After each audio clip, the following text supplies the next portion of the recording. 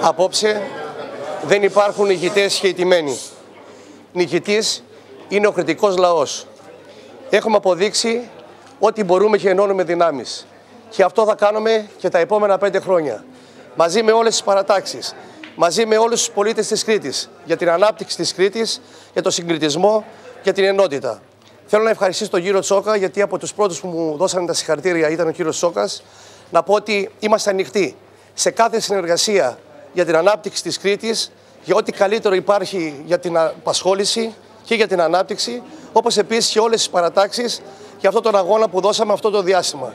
Να ευχαριστήσω όλους τους ανθρώπους που συμμετείχαν στο ψηφοδέλτιό μας. Να ευχαριστήσω όλους τους συνεργάτες που δώσανε μια δύσκολη μάχη όλο αυτό το τρίμηνο και όλους αυτούς τους ανθρώπους που εμπιστεύτηκαν το συνδυασμό μας για να ηγηθούμε την επόμενη πενταετία στην περιφέρεια Κρήτης. Ευχαριστώ από καρδιάς.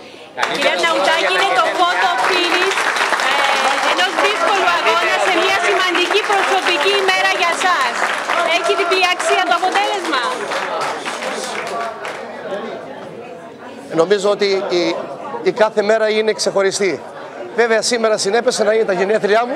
Δεν λέμε πόσα χρονών είμαι, αλλά είναι μια συμβολική μέρα ότι έχω σήμερα τα γενέθλιά μου. Καλύτερο δώρο περιμένατε?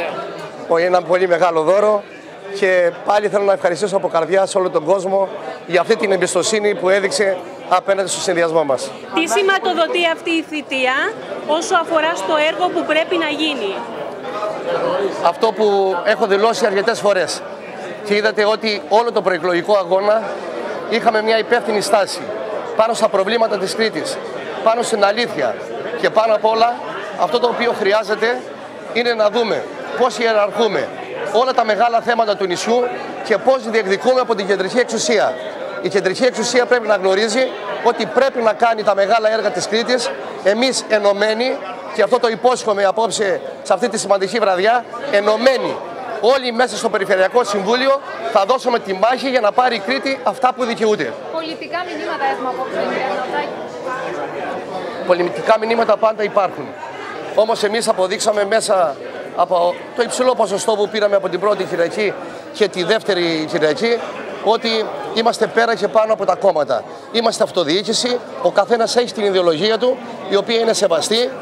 Δεν αποποιηθήκαμε καμιά φορά την ιδεολογία μας, όμως πάνω απ' όλα έχουμε αποδείξει ότι ξέρουμε και ενώνουμε δυνάμεις. Και αυτό θα κάνουμε και το επόμενο χρονικό διάστημα, να ενώνουμε δυνάμεις. Ένα σχόλιο για την αλλαγή σκητάλης στο Δήμο του Ηρακλείου με 2 πρόσωπα σημαντικά.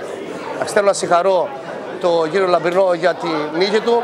Εμείς από την πλευρά τη δική μας θα συνεργαστούμε με όλες τις δημοτικές αρχές της Κρήτης και ο Γιάννης ο Κουράκης υπήρξε ένας δήμαρχος που έχει δώσει πολλά στην πόλη. Οι πολίτες είναι αυτοί που κρίνουν ποιος από εμάς θα συνεχίσει ή δεν θα συνεχίσει.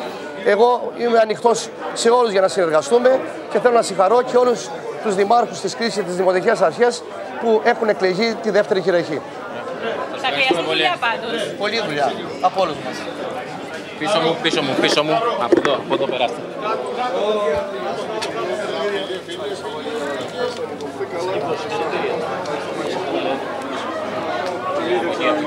εκεί.